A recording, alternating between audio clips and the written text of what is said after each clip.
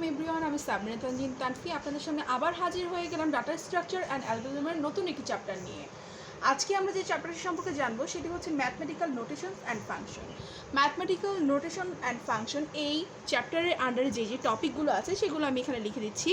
Number 1 is floor and selling function. Floor and selling function. Number 2 is modular function.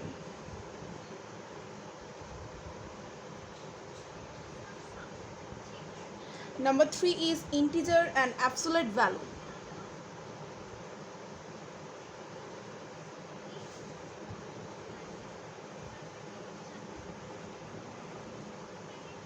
Number 4 is summation.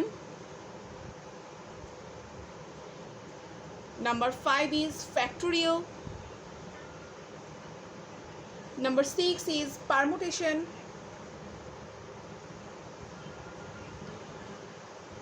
Number 7 is exponents.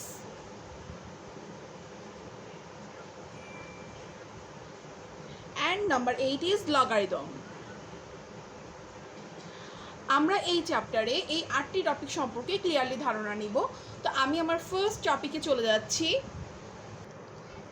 আমাদের first টপিকে চলে যাচ্ছি, সেটা হচ্ছে floor and selling function. তো floor function বলতে আমরা অ্যাকচুয়ালি কী বুঝি? সাপোজ একটা নাম্বার হচ্ছে এক্স, তো আমরা যদি এটাকে ফ্লোর ফাংশনে প্রকাশ করতে চাই তাহলে যে সাইনটা ব্যবহার করতে হবে সেটা হচ্ছে এটা। আমরা ফ্লোর ফাংশনের জন্য এই সাইনটা ব্যবহার করব। তো এর ভিতরে যেই নাম্বারটা থাকবে সেটাই হচ্ছে আমাদের ফ্লোর ফাংশন। তো ফ্লোর ফাংশন বলতে অ্যাকচুয়ালি আমরা কী বুঝি? ফ্লোর ফাংশন হচ্ছে এমন একটা জিনিস, যদি কোনো ফ্র্যাকশনাল ভ্যালু থাকে, যেমন সাপোজ 3.15, এটা যদি ফ্লোর ফাংশনের আন্ডারে থাকে তাহলে আমরা এখানে যেটা লিখব সেটা হচ্ছে যে 3.15-এর নিয়ারেস্ট যে ইন্টিজার নাম্বার সেটা লিখব। সাপোজ এটা আগের যে ইন্টিজার নাম্বার, তো এখানে 3.15-এর আগের ইন্টিজার যে নাম্বারটা সেটা হচ্ছে 3। আবার যদি 2.5 আমরা লিখি তাহলে এই 2.5-এর আগের যে ইন্টিজার নাম্বারটা সেটা হচ্ছে 2। তো ঠিক আগের যেই ইন্টিজার নাম্বার সেটাই আমাদের লিখতে হবে। এটাই হচ্ছে আমাদের ফ্লোর ফাংশন। তাহলে সেলিং ফাংশনটা কি? সেলিং ফাংশনটা হচ্ছে ঠিক তার বিপরীত। যদি আমরা সেলিং ফাংশন সম্পর্কে লিখি তাহলে হচ্ছে সেলিং ফাংশনের সাইন হচ্ছে এরকম। আমরা এই সাইনের ভিতরে থাকলে বুঝবো যে এটা সেলিং ফাংশন। তো সাপোজ আমাদের এখানে 3.15-ই আছে, আমরা 3.15-কে যদি সেলিংয়ে নেই দেন আমাদের কি হবে? সেক্ষেত্রে হচ্ছে 3.15-এর পরের যে ইন্টিজার নাম্বারটা সেটা নিতে হবে। তো 3.15-এর পরের যে নিয়ারেস্ট ইন্টিজার নাম্বার সেটা হচ্ছে 4। আবার যদি 2.5-এর ক্ষেত্রে দেখি, 2.5-এর ক্ষেত্রে যদি আমাদের এর পরের যেই নিয়ারেস্ট ইন্টিজার নাম্বার সেটা হচ্ছে 3। এভাবেই এটাই হচ্ছে আমাদের selling and floor function. Mainly এটাই কাজ। আমাদের কোশ্চেনে হয়তো এরকম থাকবে যে what is the value of 3.75, 2.67 in floor function or scaling function। আমাদের এইভাবে কোশ্চেনটা থাকবে। তো আমরা লেখার ক্ষেত্রে জিনিসটা এভাবে অ্যান্সার করব যে 3.75 ফ্লোর ফাংশনে যদি হয় তাহলে এই সাইনটা ব্যবহার করব, দেন হচ্ছে 3।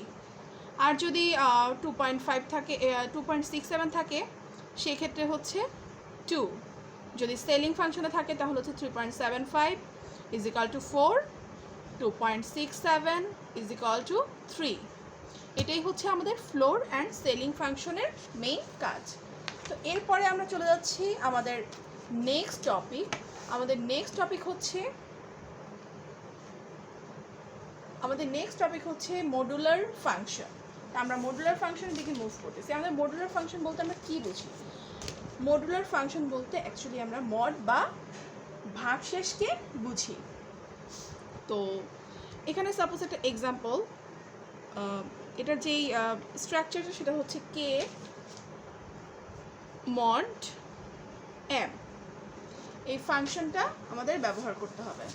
তো সাপোজ এখানে 25 mod 6, এটা যদি আমরা করি তাহলে আমাদের কি আসে 6 mod 25 is equal to 4 24 আমাদের ভাগশেষ থাকলো 1 সুতরাং মডুলার is equal to 1 এটাই হচ্ছে আমাদের মডুলার ফাংশন আমি আরেকটা এক্সাম্পল দিয়ে আপনাদের সুবিধার্থে দেখিয়ে দিচ্ছি সেটা হচ্ছে 40 mod 11 তো আমরা 11 দ্বারা যদি 40 কে ভাগ করি তাহলে হচ্ছে 3 equal to 33 আমাদের এখানে ভাগশেষ থাকে 7 তাহলে আমাদের মডুলার হচ্ছে মডুলার is equal to 7 এটাই হচ্ছে মেইনলি আমাদের মডুলার ফাংশন তারপর যদি আমরা নেক্সট টপিকে যাই সেটা হচ্ছে ইন্টিজার অ্যান্ড অ্যাবসোলিউট ভ্যালু তো ইন্টিজার অ্যান্ড অ্যাবসোলিউট ভ্যালু বলতে আমরা অ্যাকচুয়ালি কী বুঝি ইন্টিজার ভ্যালু হচ্ছে একটি পূর্ণ সংখ্যা অ্যান্ড অ্যাবসোলিউট ভ্যালু হচ্ছে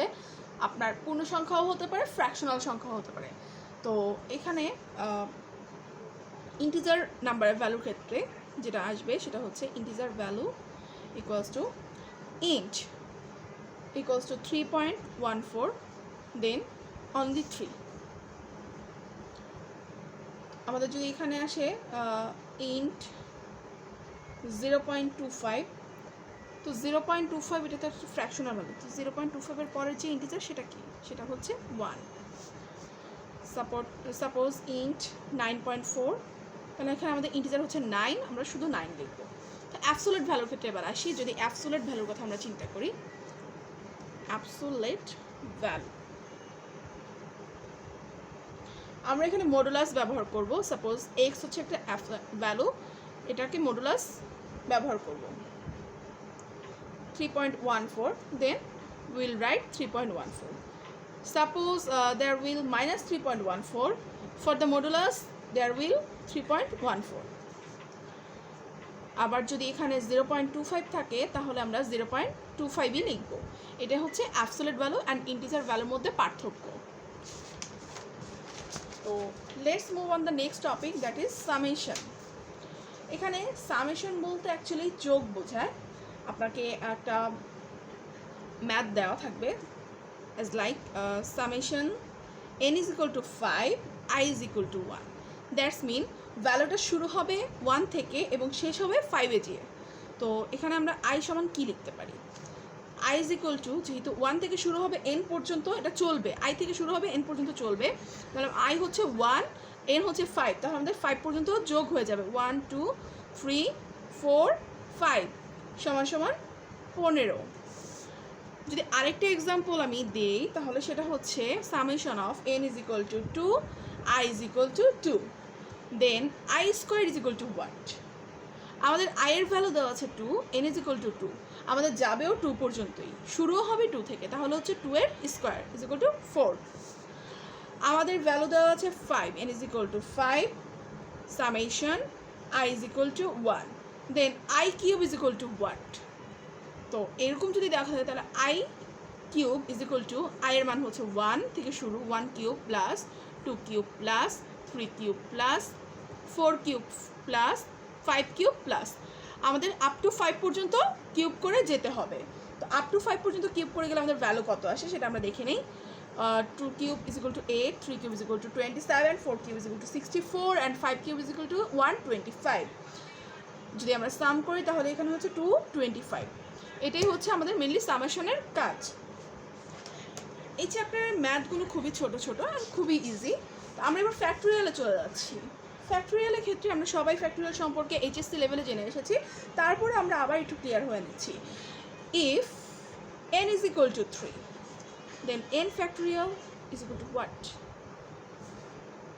factorial means হচ্ছে আমাদের যত ভ্যালু দেওয়া থাকবে তার আগের শুরুর সংখ্যা থেকে 1 থেকে শুরু করে যেই ভ্যালুটা দেওয়া থাকবে তত পর্যন্ত গুণ হবে তাহলে n factorial is equal to 3 এর factorial মানে 1 into 2 into 3 then is equal to 6 তারপর আরেকটা एग्जांपल দিচ্ছি if n is equal to 4 then n into n minus 1 এর factorial সমান কত আমাদের এখানে n minus 1 এর factorial মানে হচ্ছে 4 into 4 minus 1 এর factorial তার মানে হচ্ছে 4 into 3 এর factorial 3 এর factorial মানে হচ্ছে 4 into 1 into 2 into 3 then 24, it's 24।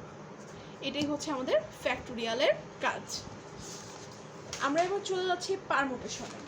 আপনারা পারমুটেশন বলতে কী বুঝেন? পারমুটেশন হচ্ছে কম্বিনেশন অফ ডিজিট। পারমুটেশন মানে হচ্ছে কম্বিনেশন অফ ডিজিট। ডিজিটের কম্বিনেশনটাইকে পারমুটেশন বলে। তো আমরা এখানে ABC একটা ডিজিট নিলাম। আমাদের এই ABCকে আমরা কিভাবে কম্বিনেশন করে লিখতে পারি? ফার্স্ট অফ অল যদি আমরা A দ্বারা স্টার্ট করি এই ডিজিটটাকে, তাহলে হচ্ছে ABC, দেন ACB। আবার যদি আমরা B দ্বারা স্টার্ট করি তাহলে হচ্ছে BAC, BCA। যদি C দ্বারা স্টার্ট করি CAB, CBA।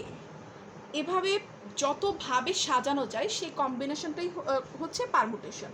তারপর আমরা যদি আরেকটা দেখি যে XYZ, এটাকে কিভাবে সাজানো যায়। XYZকে আমরা XYZ, X দ্বারা শুরু করতে পারি XZY। আবার যদি Y দ্বারা শুরু করি Y, XZ, YZX। যদি Z দ্বারা শুরু করি ZXY, ZYX।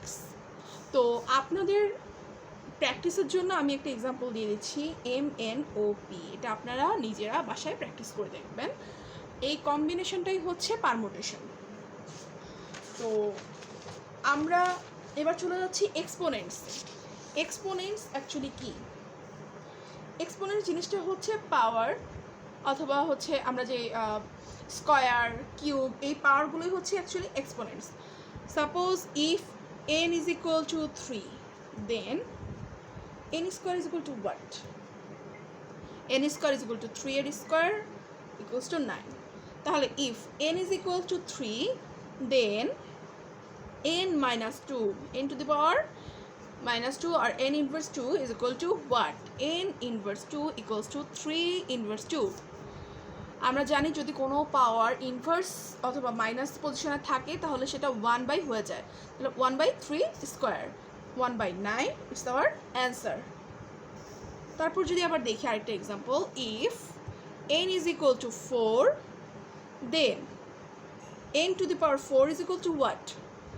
n to the power 4 means 4 2 to the power 4.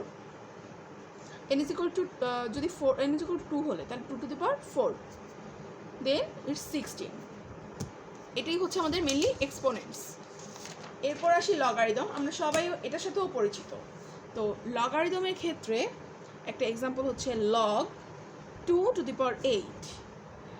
আমরা যদি এই 2 to the power 8কে log 2 cube লিখি তাহলে আমাদের log 2 to the power 2 is equal to 1 and 1 into 3 equals to 3.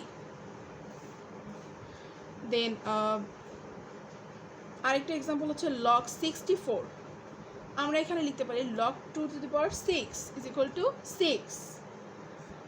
Then log 10 to the power 100, log 10 to the power square is equal to 2. That's mean আমাদের এটা কাটা যাবে লগের সাথে, আর এই পাওয়ারটাই আমাদের অ্যান্সার হিসেবে বসবে। এটা হচ্ছে শর্টকাট নিয়ম। log 525 যদি হয় তাহলে log 5 to the power 5 এর স্কোয়ার, কারণ 5 স্কোয়ার ইজ ইকুয়াল টু 25। এই log 5 and 5 কাটা যাবে, অনলি 2 আমাদের অ্যান্সার থাকবে। এটাই ছিল আমাদের আজকের ফুল চ্যাপ্টার 2। চ্যাপ্টার 2 এর বেশি আর কিছুই নেই। তো আমি চেষ্টা করেছি শর্টকাট আপনাদের সামনে বিষয়টা রিপ্রেজেন্ট করার, যতটুকু আমার দ্বারা সম্ভব হয়েছে। আশা করি আপনারা একটু হলেও উপকৃত হবেন। তো সবাই ভালো থাকবেন। আসসালামু আলাইকুম।